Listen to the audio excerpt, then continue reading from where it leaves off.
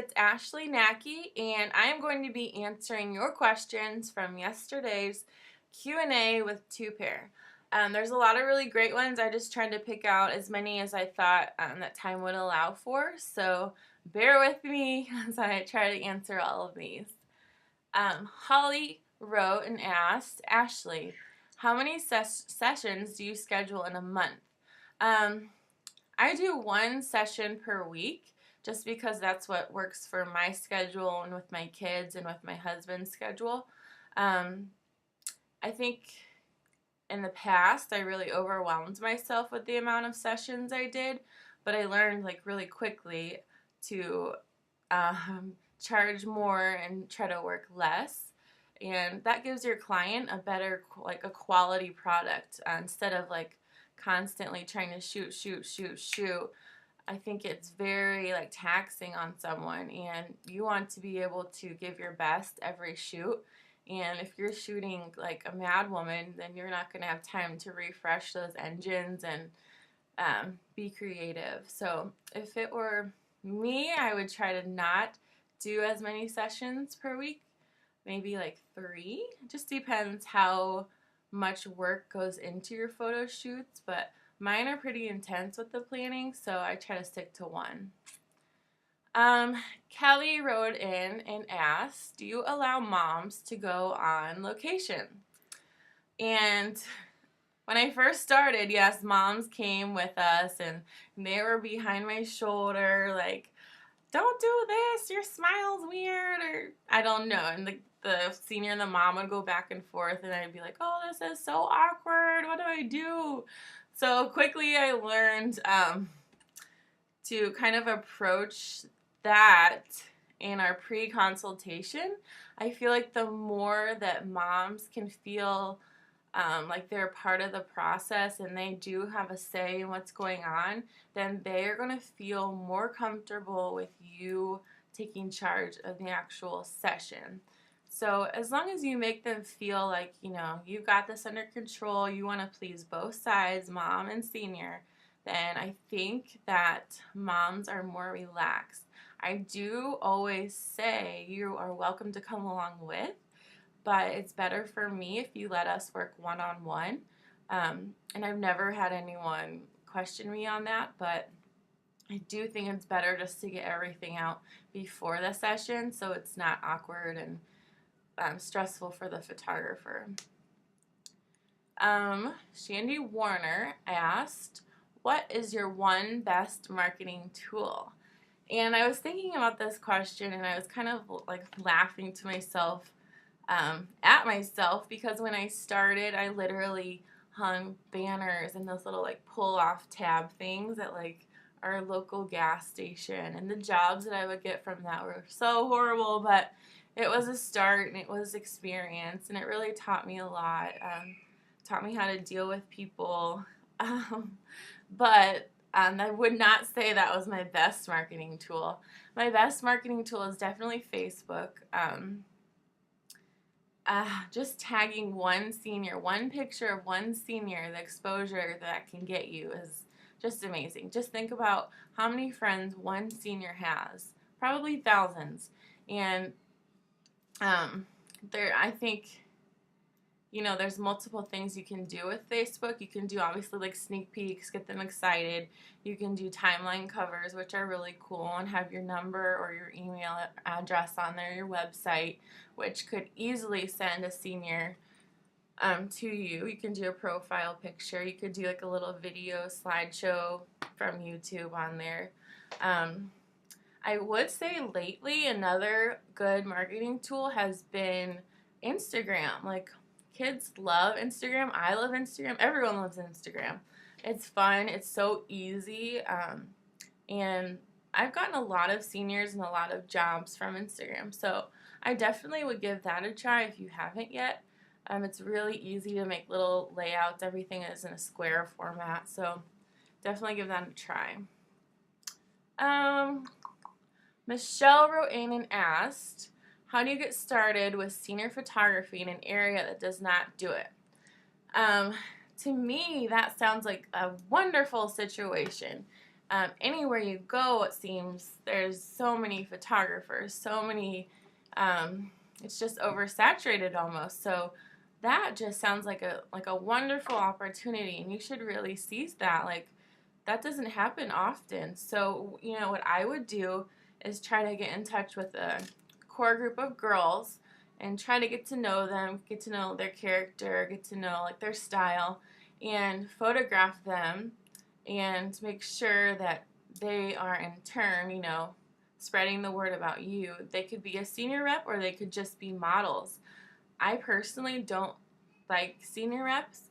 I would rather just shoot a model and post on Facebook to get all of that exposure. I just think that it's too hard to babysit senior reps, and I think for me personally, that's what it has been in the past. I just don't have time to deal with that, and I would much rather shoot a model, dress her up how I want her to look, style her how I want her to look, and style her that's going to fit my style and my brand. So it's up to you how you want to do it, but I wouldn't even say it had to be a senior, just somehow tapping into the high school or anything else that, I don't know, youth groups, anything that kids could just get to know you, see your name, see your brand, and want that for themselves. The next question is from Kaylee K. Do you typically plan out locations and concepts for photo shoots, or do you play it by ear? I always plan out photo shoots. I think I do more planning with seniors, and I kind of talked about before how I meet with all of my seniors before. During that time, we talk about, first of all, their style, what the things that they like. We talk about their clothing. And then from that, we kind of talk about what locations would kind of mesh up with their style, with their clothing. I rarely will let a senior plan out locations. It just hasn't gone well, and I don't like to do that. I would say scouting locations, I usually do that like a week before.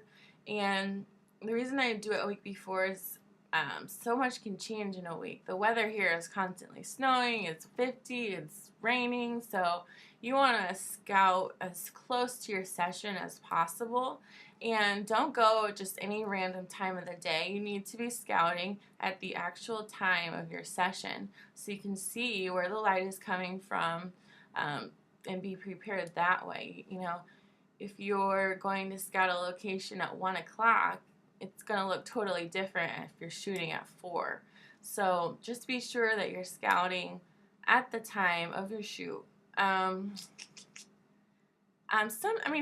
it's okay to play it by ear if you already have a plan and you see something randomly, like, oh, hey, let's stop there. But I would never just kind of wing it unless it was a friend or a fun shoot that someone's not paying me for. So definitely plan. It'll make you feel better.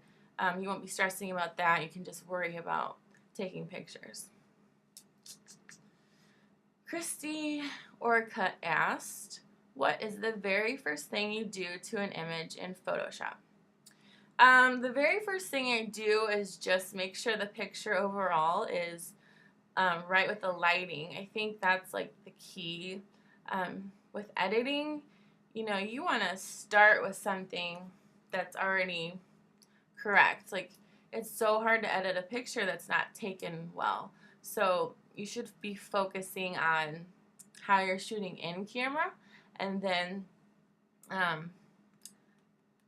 after that, it's kind of like icing a cake, I say. So I make a little bit of small adjustments, like exposure, and I sometimes use my burn tool and go around the corners just to bring in the viewer's eye. But after that, I use my actions. Color Me Ashley. Should check them out. Those are good for photographers just starting out because they're really basic and they don't do too much. And also you can do a lot of different looks with them. So I would suggest checking them out. They're worthwhile. What is the best piece of advice you have for photographers just starting out? I guess I would say, for me, be really selective in who you shoot in the beginning of your career, and be careful of what kind of style you're representing. If you're doing hundreds of free shoots, but they're things that you absolutely hate, like someone that doesn't have the same style as you, but you're already doing them for dirt cheap, then it's not going to help you in the long run. So, what I did when I was starting, I would ask people, do you want a free photo shoot? But I wouldn't ask just anyone. I would ask someone that had the same style as me, who wore cool clothes that I liked. So I would say never photograph something that you wouldn't want to photograph again in the future. So always be putting your best work online, something that you think represents your style, and try to be consistent in that. And then you will continue to get those type of clients. Another thing, just don't get caught up. Don't give up. Don't get into the whole judging, she's better, he's better than me. Just try to be yourself. There's so many photographers now, and I think just being a genuine, nice person, obviously, aside from being creative, is key. See if I can find any more.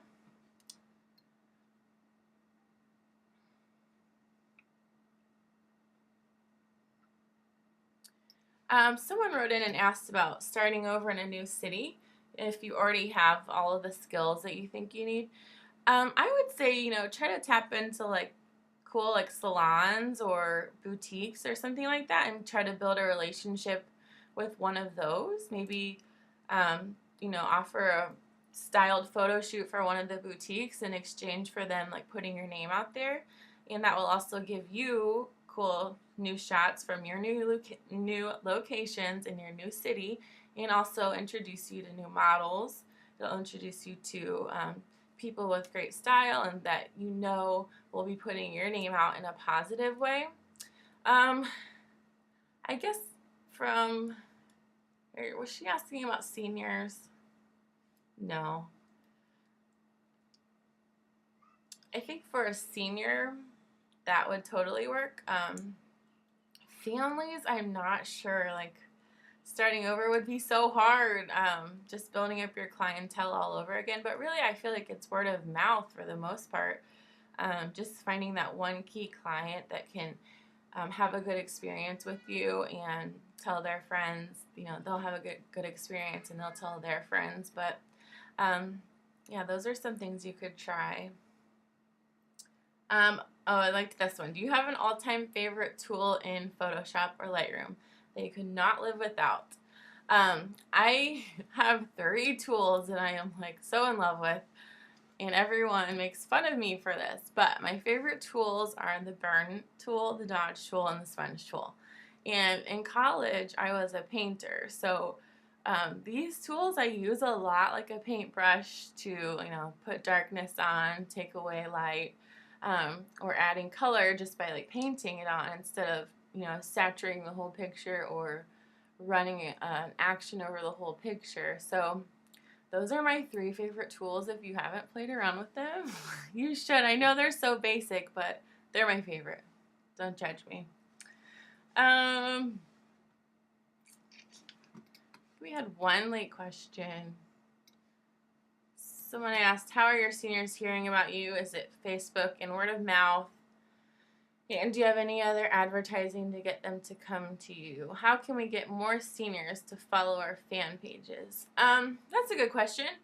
I have done a few senior contests, which have been really fun, and they also get me so many fans. So I always come up with a fun idea, say, all right, we're going to take a picture. You need to send in, and it can be with 4 or 5 of your friends. You need to be holding 5 balloons, dressed up in your favorite Halloween costume, and holding a sign that says, Ashley Nacke photography is awesome. Whatever. And the girls get together in their little groups, they have fun doing this, and then they send in their favorite picture, and then they have their friends come and vote for the picture. And the way I did it is whoever had the most likes at the end of the week got a free mini like friend session. And they, seniors go crazy. They want to win this like so bad. So they are sending like all their friends. They're making other pages to try and send people to my page. So that was a really successful thing for me. And it also gave me kind of insight into the schools and building relationships with seniors.